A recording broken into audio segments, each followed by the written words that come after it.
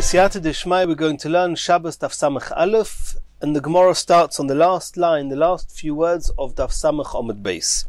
Says the Gemara, and this is a quote from the Mishnah we saw, V'loi b'yochid bizman she'ein b'ragloi maka. A person is not allowed to go out with a single shoe on Shabbos unless he has a wound on his foot, in which case he's allowed to go out. Rashi on the Mishnah explained two reasons. Number one, in the name of the Yerushalmi, a person that goes out with one shoe, wearing one shoe, others will accuse him that he's actually carrying the other shoe somewhere tucked away under his clothes, and people will suspect him of Chil Shabbos. The second explanation Rashi brings from his Rebbes, that if a person goes out with one shoe, others will ridicule him, and then that would make him take off the one shoe that he's wearing and carry it on Shabbos, which is Osa. Says the Gemara, Ha yesh b'ragloi maka. A person who has a wound on his foot, the Mishnah says, Nofik, he's allowed to go out with a single shoe. The question is, asks the Gemara, B'hai minayu nofik. Which foot is he wearing the shoe on? The wounded foot or the not wounded foot? Omar Rav Huna. There's going to be machlokes in the Gemara. Rav Huna says, Ba'oiso sheyesh bo makeh. He wears the shoe on the foot which is the wounded foot. Alma. So you see from there that Rav Huna holds kasovar sandal l'shem tsar ovid. The only reason a person would wear sandals or shoes in the street is not just for added luxury and added comfort, but in order to protect himself from not getting hurt on the pebbles and the uneven surfaces of the streets. Some people, they don't need it. Some people, they have thick soles of on their feet and they can walk fine without shoes. And others do need it. Rav Huna said that a person who has a wounded foot, he would clearly be wearing his shoe on the wounded foot, because a wounded foot is even more fragile and even more going to get hurt from the street. And therefore, if he's wearing one shoe, and that one shoe is on the wounded foot, everybody will understand that the other foot has a thick sole and doesn't need shoes. And this wounded foot needs a shoe in order to protect it, and nobody will assume that he's hiding the other shoe somewhere under his clothes. V'chia barav Omar. Chia barav argues with Rav Huna and says, Ba'oisa she'ein bo makeh. He puts the shoe onto the foot which is not wounded. Alma kasova l'shum tainug ovad. Rav Chia barav holds that a person does not wear shoes in order not to have pain, not to be hurt by the floor, by the streets. Rather, he only wears a shoe if he wants to have added luxury and comfort. And therefore, there is never a good reason to be wearing shoes and not to wear it on a healthy foot. And therefore, this one shoe that he's wearing would definitely be on the healthy foot. Whereas if he would just wear one shoe, people would suspect him of carrying the other shoe under his clothes. Over here, where the wounded foot does not have a shoe on, people will assume that it's because of the wound he can't get the shoe on, and that's why he's not wearing a shoe. Says the Gemara of Af Rabbi Yochanan Sovar lo lahod Rav Huna. Rav Yochanan also follows what Rav Huna holds. Da'omar le Rabbi Yochanan le Rav Shemen bar Abba. Rabbi Yochanan said to Rav Shemen bar Abba, Havli mesanoi, bring me my shoes, bring me a shoe. Yoav le diyamin, he brought him the right hand shoe. Omar le asiyosoi maka. You're going to make me look as if I have a wound. What does that mean? It's clear from Rabbi Yochanan that he was not planning on putting on the left shoe after the right shoe. We'll soon see in the Gemara why. Wearing a shoe just on the right foot, and Rabbi Yochanan says, since if I go out with a shoe just on the right foot, it would look as if I have a makkah. So you see clearly that Rabbi Yochanan was assuming that when you have a makkah, it's the foot which is the wounded one that you put the shoe on, and that follows Rav Huna, who says that a person wears shoes in order to protect himself from the street, and a wounded foot needs even more protection. Says the Gemara, no. It could be that Rabbi Yochanan holds like Chia barav, and it's the wounded foot that does not get the shoe. It's the well shoe. It's the foot that is well, that is not wounded, that gets the shoe. So what does it mean that Rabbi Yochanan said that wearing one shoe is going to make me look as if it's wounded? He means the other foot. I'll wear one shoe on the right foot. The right hand shoe is the one that he was brought. And according to Chir Barav, the wounded foot is the one that does not have the shoe. See, so what Rabbi Yochanan meant was, I'll wear my right foot, and then you're making it as if my left foot is choyle, as if my left foot has a wound on it. By wearing a right hand foot, it will be as if my left hand foot has a wound on, and according to Chir Barav, a wounded foot is the one that would not have a shoe on, because the wound is going to stop, is going to prevent oneself putting a shoe on. So either way, that was the machlokas between Rav Huna and Chir Barav. And now the Gemara continues to explain why would Rabbi Yochanan not have been prepared to take the left-hand shoe and put that one on afterwards. This is Rabbi Yochanan following his own opinion regarding some custom with the shoes.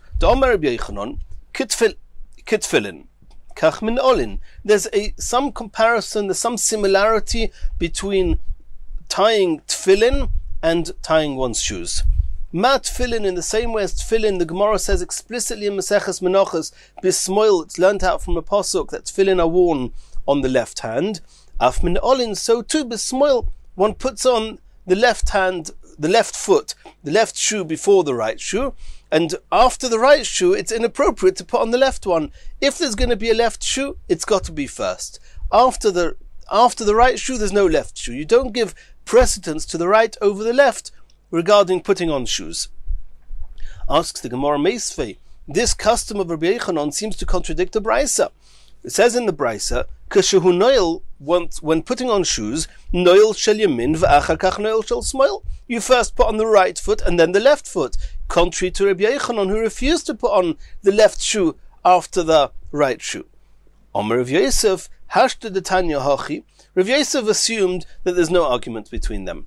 If you want, you can give preference to the right, as one always does. The right is more prominent, is more chashuv. If you want, you can give chashivas to the left, because the left tefillin is put on the left. You can do whatever you want. Hashta de Tanya hachi, v'amar Rabbi Yochanan hachi. We have a brisa one way, Rabbi Yochanan the other way. De avad hachi, avad. You want to follow the brisa, you can follow the brisa. Or de avad hachi, avad. If you want to follow Rabbi Yochanan, you can follow Rabbi Yochanan.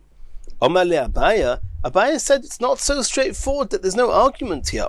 It could be Rabbi Yochanan ha masnisin lo have a shemiele. It could be Rabbi Yochanan didn't know about this brisa. Vi have a shemiele, have a hodarbe. Maybe Rabbi Yochanan only said what he said because he didn't know about the brisa. But had he known about the brisa, he would have held like the brisa, and he would not have done what he always did, to first put on the left and then the right.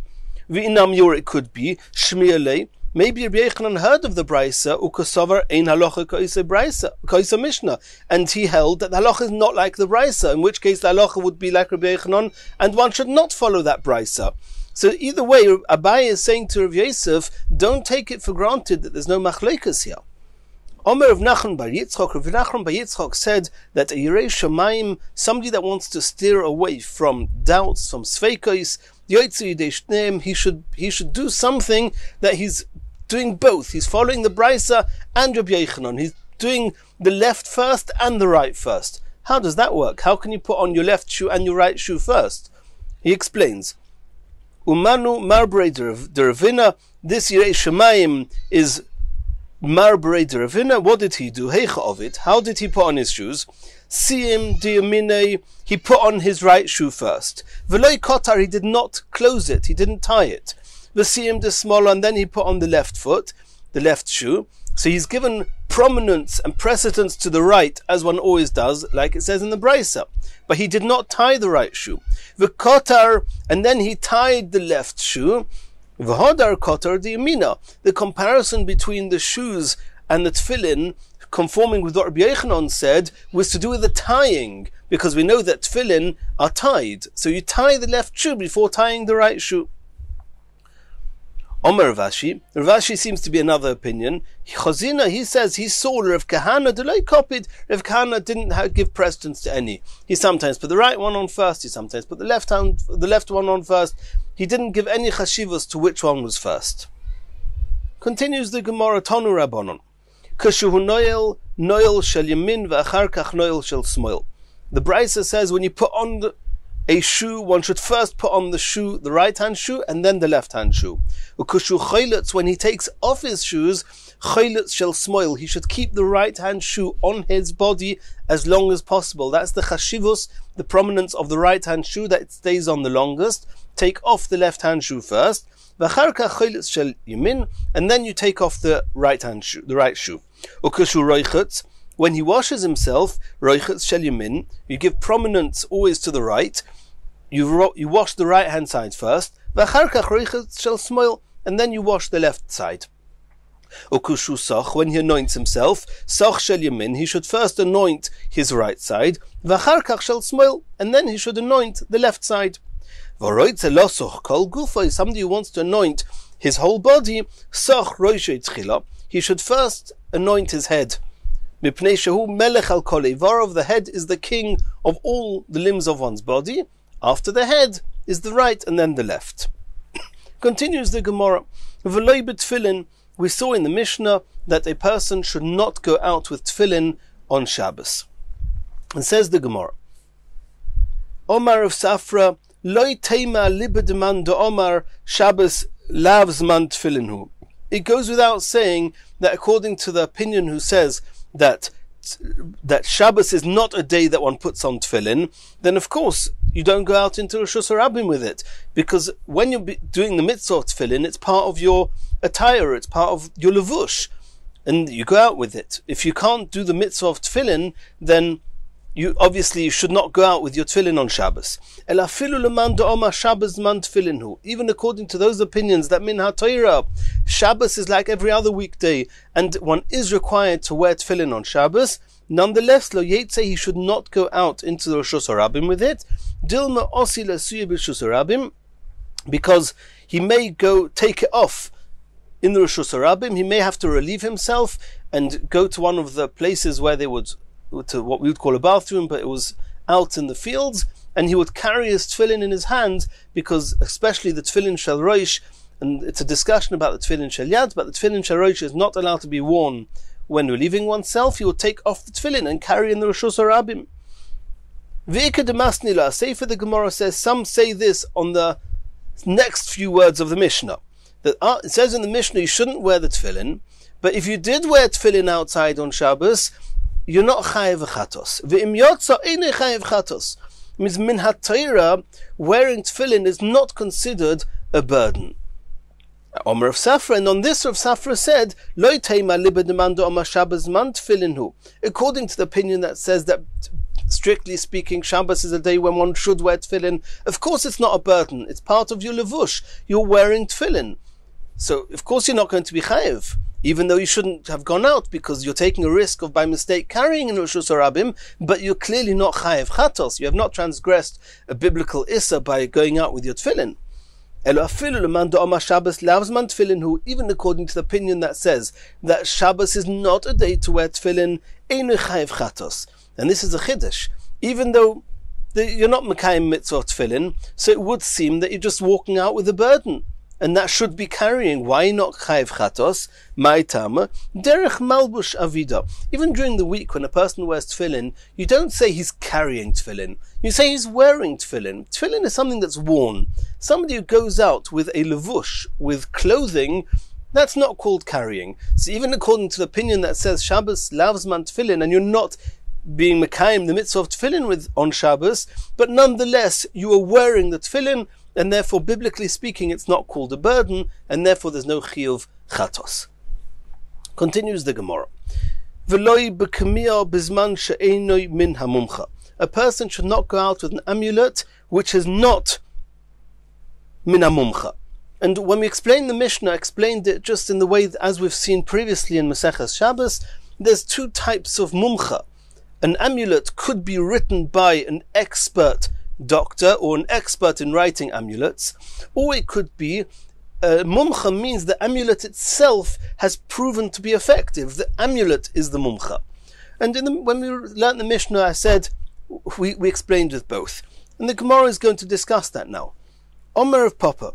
Rav Papa says, Loi Tema.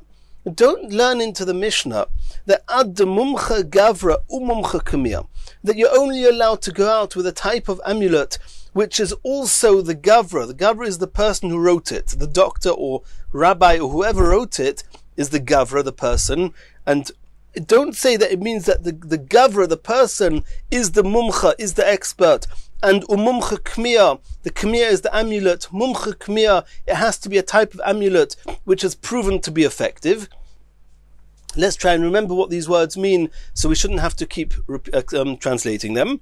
Don't say that the Mishnah says you need mumcha gavra and mumcha kmiya. No, elokim de mumcha gavra, it's sufficient that the gavra, the person that wrote the kmiya, is an expert. Afal gavdolei mumcha kmiya, even though this kmiya is not been proven to be effective. Daikanami, and proof to this can be from the wording of the Mishnah. Diktoni says in the Mishnah, you should not go out with a kamiyah when it's not min hamumcha, from a mumcha, from an expert. It doesn't say don't go out with a kamiyah when the kamiyah is not a mumcha. That would mean that you're only allowed to go out with a kamiyah that's been proven to be effective. That's not what it says in the Mishnah. It says that the kamiyah has to originate mina mumcha, from somebody who is an expert. Shma mino, that's proof to Rav Papa. Now Rashi on that Gemara has two explanations. We're going to follow the second explanation, which is one that conforms with Rashi in the sugya later on. The Rashi says as follows: what does it mean that a kamiyah, an amulet, is a mumcha, has been proven to be effective? It means that the same amulet has been used for 3 different people and has healed them. Then one amulet, it doesn't matter if it was written by one person or if each of the 3 amulets were written by 3 different people, but it's the same amulet. That means it's the same, I wouldn't call it a prescription, the same amulet, the same kamiyah has been prepared either by one person or by 3 people, and it was given to 3 different people who are suffering from the same ailment, the same illness. So this one type of kamiyah healed 3 people. That's called that the kamiyah is now a mumcha. What's called ismachi gavra? If you have one person, a doctor, a rabbi, whoever it is, one person who wrote 3 different types of amulets for 3 different types of illnesses and gave each one to a different person. He wrote one type of amulet and gave it to Reuven, a different type of amulet to Shimon, a different one and gave it to Levi. Reuven, Shimon and Levi were each suffering from 3 different ailments, and these were 3 different kamiyas, and all 3 got healed. So obviously any one of those amulets have not proven to be effective. They only worked once. Proof that it's effective is if it works 3 times. But since one person wrote 3 different amulets and they all worked, they all healed, the person who wrote it is now called ismachi gavra. And if this person writes any other type of kamiyah, even a type of kamiyah, any other kamiyah, if a kamiyah that has been proven to be effective or hasn't been proven to be effective, if it's written by somebody who has in the past healed people by writing 3 different kamiyahs, all his kamiyahs are called ismachi gavra. It's coming from a person who's proven to be an expert. That is ismachi gavra and ismachi kamiyah. That's how Rashi explains it in the second mahal, in the second pshat of Rashi. Continues the Gemara. Tonu Rabbanon, we saw in the Brisa.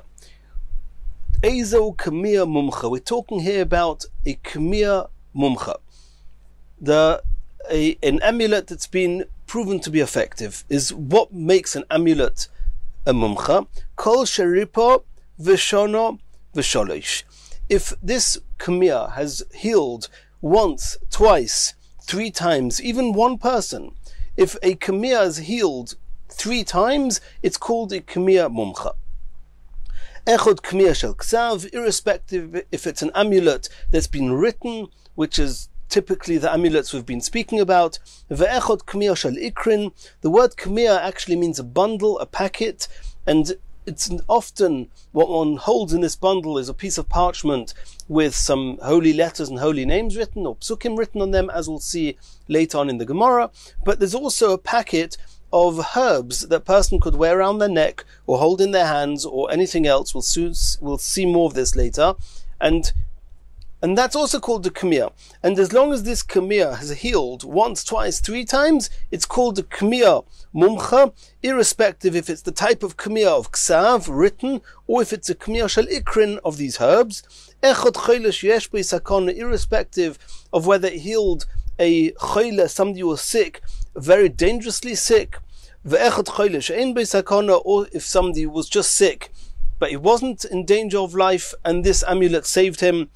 Loi shenichbe, not only if it's somebody who was already sick and it healed him, elo shelo yichbe. Not only is a person who is sick allowed to go out with a kmiyah mumcha, but even somebody who's not sick, but he's afraid he's going to be sick. There's sickness in the family. The typical example that Rashi speaks about here is if he's afraid of having epileptic attacks, which other members of his family have had, and in order to avoid that, to keep him safe, he's allowed to go out with such an amulet even on Shabbos. V'koisher or matir, and he's allowed to tie it and untie it. Afilu b'reshus harabim. You cannot carry it in reshus harabim, but you can take it on and off in reshus harabim. U'belvad shelo yaksherenu b'shir, as long as it's tied directly round a person's neck or on his body directly, and not tied as a type of a pendant on a shear, on a bracelet, or betabas, or on a ring. V'yoytze boy b'reshus harabim, he's allowed to go out with it in reshus harabim, and that he's not allowed to do. That means if it's tied to a bracelet or to a ring, then he's not allowed to go into reshus harabim mishum maras ayin, because it does not look like an amulet that he's wearing for healing purposes, because typically those amulets are worn directly round a person's wrist or round a person's neck or whatever it is, but it's not typically hung from a bracelet or a ring. And since he's hanging it on a bracelet or ring, it looks, or it's as if he's treating it as if it's an ornament, when in truth it's not an ornament, and therefore he should not do that, because it will mislead people. People will think that amulets are ornaments and they're not, and since he doesn't want to mislead people, he should not go out like that on Shabbos. He's only allowed to go out with it if it's worn round his neck or directly on his body. Asks the Gemara, we just saw in the Brisa that what makes a kmiyah mumcha is if one kmiyah healed once, twice, 3 times, even a single person. V'otanya, we learnt in a different Brisa, is a kmiyah mumcha, what makes a kmiyah mumcha? How do we know that a kmiyah, an amulet, is proven to be effective? Kol sheripe gimel b'nei adam ke'echad. If it healed 3 people, if this one type of amulet healed 3 people, then it's a kmiyah mumcha, and not that if it heals 3 times 1 person. And this seems to be a contradiction. Says the Gemara, lo ikashya, ha lemechuya gavra, ha lemechuya kmiyah. It's true that in both brises reference was made to kmiyah mumcha, but the mumchias, the expertise, is not the same in both. In the first brisa we learned, there it's talking about ismachi kmiyah, just in order to prove that a certain amulet is effective. For that it's enough. It doesn't matter if 1 person wrote it, or if it was written, the same amulet was written 3 times by 1 person, or 3 times by 3 different people. That's not the point. The point of the first brisa is, since this is 1 amulet, 1 formula, 1 text, or in the case of ikrim, if it's 1 type of mixture of herbs, and it was given to either 3 people or even to 1 person and it healed him 3 times, that's called a kmiyah mumcha. That's called a kmiyah mumcha. The second brisa that says that it has to heal 3 people, that's talking about when we're trying to do ismachi gavra. We're trying to prove that the person who wrote the kmiyahs is an expert, and the only way to do that is if he writes 3 different kmiyahs and gives it to 3 different people. If one expert who writes 3 different kmiyahs and they heal these people, and the reason it's talking about 3 people is because typically 3 people would not be sick from the same ailment. So he's writing it for three Gimel B'nei Adam, 3 people, each one a different amulet because each one is sick with a different ailment, then, and he heals all 3, then even though each one of those kamiyos are not yet proven to be effective because they only worked once, but the one who wrote it is certainly called an expert because he managed to heal 3 people with these amulets. Now, even though this second brisa starts, Ezehu Kamiya Mumcha, what is a Kamiya Mumcha? So we would have thought, and that's actually why the Gemara asked the question, that it's talking about the efficiency of the Kamiya, and now in the answer of the Gemara we say that this second brisa is not talking about the efficiency of the Kamiya, it's talking about the expertise of the one that wrote the Kamiya, the Gavra. So the Ritva asks that question, and the Ritva says that the word Kamiya Mumcha can mean a Kamiya of a Mumcha, an amulet of an expert, not a provenly efficient Kamiya. Continues the Gemara, Omer of Papa. Now Rav Papa is going to tell us some more halachas of what sort of situation, what has to happen for a gavra to be mumcha, for the person who's written the Kamiya to become an expert, and what has to happen in order for us to know that a specific type of Kamiya, a specific type of formula of an amulet is called a proven to be effective, and then possibly even if other people use the same formula, that formula will be effective. Omer of Papa. Rav Papa says as follows, Pshitali, it's clear to me, Tlas Kamiya Litlas Gavri. If a single person, let's call it a doctor, if a single doctor wrote 3 different types of Kamiyas for 3 different ailments, and he gave each of those to 3 different people. That means Reuven, Shimon, Levi had 1 ailment, he gave each of them an amulet with 1 particular formula.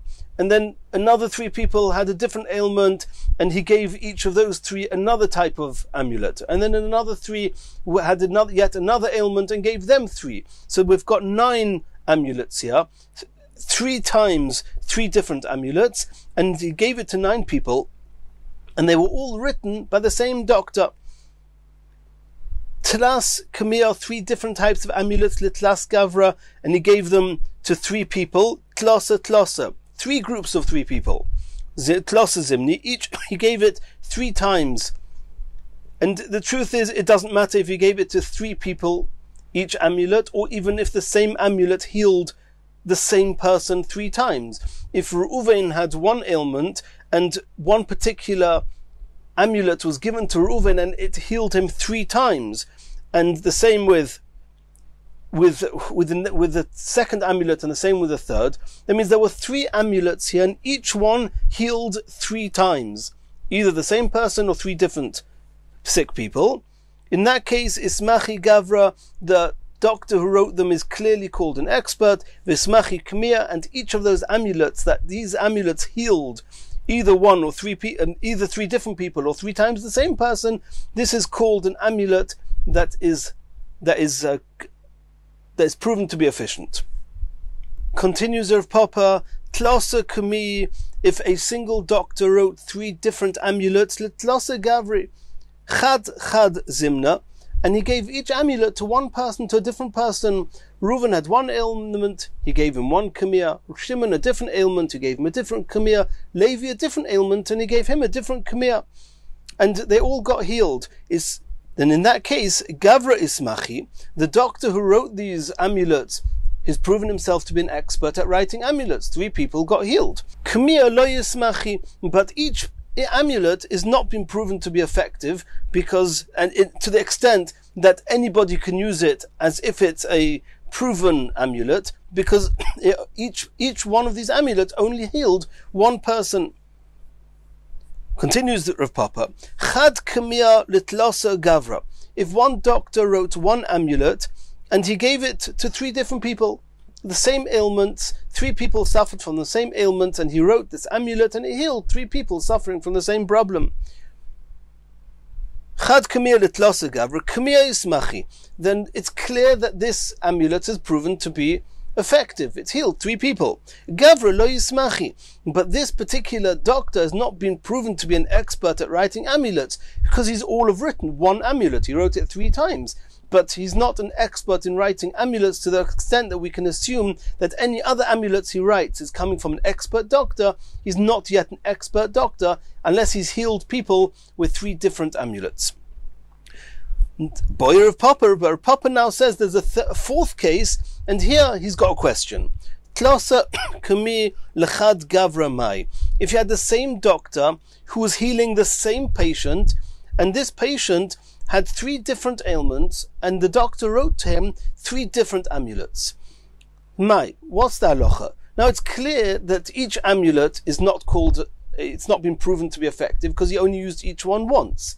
The question is, because it healed this one person from 3 illnesses, can we say that the doctor is proven to be an expert? Or do we say no, it could be, it's just luck that this patient, that this one patient had his siyata d'shmaya, that he got healed from these 3 amulets. But because it's a single patient and a single doctor and a single patient, who says that it's the expertise of the doctor more than the muzzle of the choyle? That's going to be a question of Rav Papa. Boyer of Papa, Klasa Kamia, if 3 different amulets were written lechad gavra for one person, mai. What's the halacha? Kamia vadalo ismachi. It's clear to us that each amulet is not proven to be effective because each one only healed once. Gavra ismachi. Do we say that the doctor who wrote these 3 is called an expert doctor as if he healed 3 different people? Or do we not assume that this is a proof that he's an expert doctor? Do we say at the end of the day he cured him from 3 different illnesses, he's an expert doctor? Or maybe it was the muzzle of this patient that was particularly receptive to the formulas written on these 3 amulets, and therefore it does not prove that this doctor is an expert regarding other patients. The Gemara says, Teiku, we have to let that stand. We do not have any way of resolving that. Continues the Gemara. Iboiluhu, kami'in yesh bohen mishum kedusha, oidilma ein bohen mishum kedusha. Very often in these amulets there were shemois, there were written holy names, sometimes psukim, and other holy things are written in these kamiyos. Do these kamiyos have kedusha or not? Asks the Gemara Lemay Hilchasa. What's the difference? What's the halachic ramification on whether they have kedusha or not? Are you going to say it makes a difference regarding if there's chas v'shalom a shrefa, if there's a fire in a home, and you want to know, can you save these amulets together with other things that one's allowed to save, as we'll see later on in Masechas Shabbos, that certain things you're allowed to take out of a burning house into a place, assuming there's an Eruv. Are you allowed to take out these amulets? The Gemara says, Toshama, this is an explicit brisa, ha-brochos va-kamien, afal pi sheyesh behem oisios, either brochos or kamien that have psukim in, the brachas that have psukim in. For example, on Rosh Hashanah we have Malchias, Zechronos, Shofros, where there's 10 psukim in each. Either brachas or amulets, afal pi sheyesh behem oisios, they have letters and words of Hashem's names of the Torah, and many other topics of Torah written in them. You're not allowed to save them from a burning house. Unfortunately, they will get burnt with the house, and this is pending on how we're going to learn the Gemara later on. We'll see there. So that cannot have been the question here. You want to know whether Kamir is allowed to save. It's clear that you're not allowed to save it from the fire. So what was the ramification of your question? Whether they need gniza, something that's got kedusha. You're not allowed to throw it into the trash, into the dustbin. It has to be disposed of with kedusha. That's called gniza. It has to be buried in a respectful manner. Toshama, it's explicit. We learned explicitly in a brisa. Hoyo kosuv al yodois hakelim v'al kari hamita. If you've got psukim or holy letters and names written on handles of utensils or on the feet of a person's bed, yigoid, you should cut away those psukim, those parts, v'yignezenu. You have to be goinez them. So that's clear. What's the question? The question is, are you allowed to go with these amulets into a bathroom, into a place that's not clean, where a person would relieve himself there?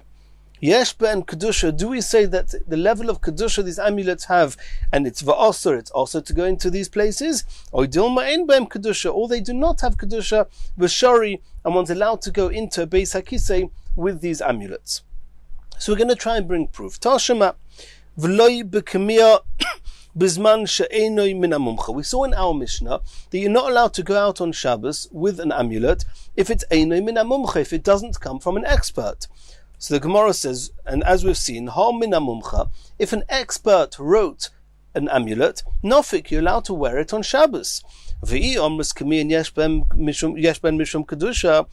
you say that these amulets have kedusha and you're not allowed to go with them into the bathrooms, zimlin demitzdarech lebeis hakisei, he may have to go to such a place. And as we mentioned previously, in the times of the Gemara, the bathrooms were outside in the fields, and va'asi le'isinu daled amas b'shus harabim, he'll have to remove these amulets because he can't take them into the Beis HaKisei, and he may end up carrying them for amas in Rishus Harabim, because if they have kedusha, you can't go in. So how can the Mishnah say that you're allowed to go out with these type of amulets on Shabbos?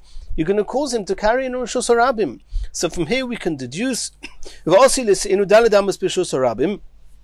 he's going to go for Amos in Rishus Harabim, and the fact that the Mishnah was not worried about that, we can deduce from here that there's no kedusha on these amulets, and you're allowed to take them into a Beis HaKisei, and therefore there's no risk that he's going to carry on Shabbos.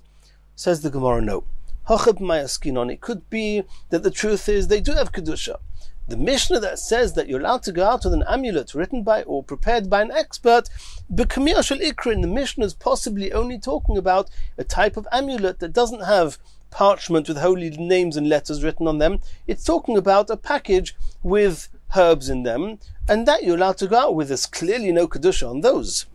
V'atanya, says the Gemara, did we not learn in the Braisa, echod k'miyah shel ksav ve'echod k'miyah shel ikrin, that you're allowed to go out on Shabbos not only with a k'miyah which is of herbs, but you're even allowed to go out with a written k'miyah. So you see clearly that we allow you on Shabbos to go out with a written k'miyah.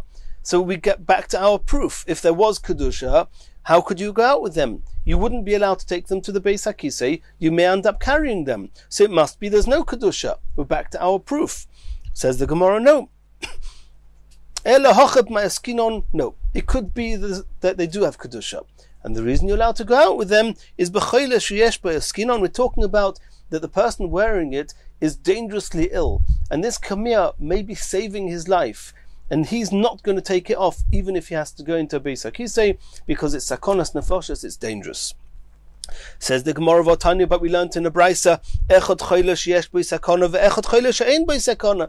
We learned in the Braisa that even a choyle she'ein bo sakona, who's not dangerously ill, is allowed to go out with these on Shabbos. And therefore, if there would be kedusha, he would have to remove it before going into the Beis HaKisei, and he may end up carrying on Shabbos. So we again have proof that there's no kedusha.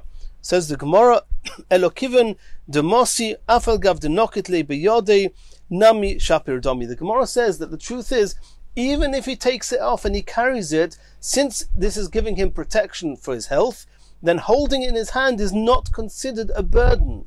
So it's true that he has to take it off him, he has to hold it and before going into the Beis HaKisei, and taking it off means he might hold it in his hand, and then it's not being worn anymore as a type of something he wears, a clothes or whatever he's wearing, whatever it's going to be called, but he's holding it in his hand. Nonetheless, it's not called a burden, because it's healing him, and he would be, biblically speaking, he would be allowed to go out in Rishus Harabim holding such a thing in his hand, because it's keeping him safe. Even if he's holding it in his hand, nami shapir domi, it's okay. Minatayra. Ask the Gemara, but even this is we can refute this. What Tanya did we not learn in a Braisa? Reb Oishia Oimer, that it's clear you're not allowed to walk with an amulet in Rishus Harabim. And if you're going to hold it in your and since you're not allowed to hold it in your hand, then it must be that there's no kedusha, and therefore you don't have to take it off before going into the Beis HaKisei, because if there is kedusha, you may take it off before going to the Beis HaKisei. You have to take it off before you go into the Beis HaKisei, and you may come to carry it in your hand, and you're not allowed to carry it in your hand. So it must be there's no kedusha.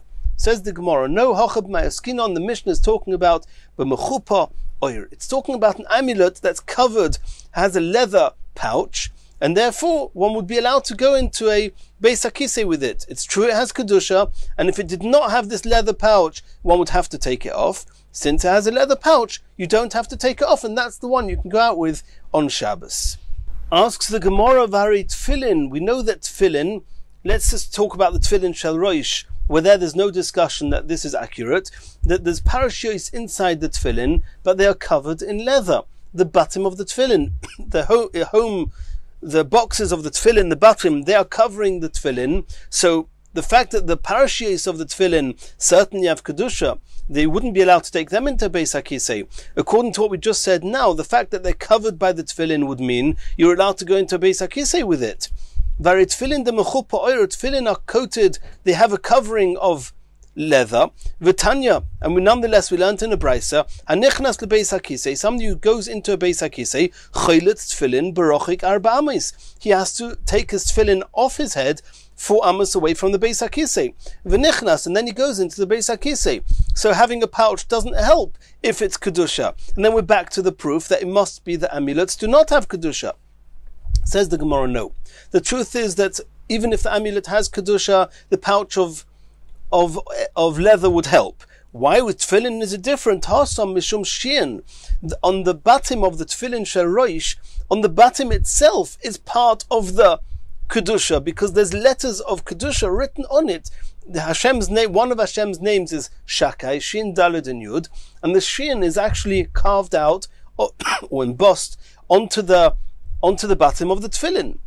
And therefore, since the tefillin themselves are carrying the letters, they're not covered with the leather. The leather themselves is holding the letters of the Kedusha, and therefore you have to take them off. The Omar Abaya said, Shin shel tefillin, the embossed letter of Shin on the tefillin, haloch l'moshe misinai, it's haloch l'moshe misinai.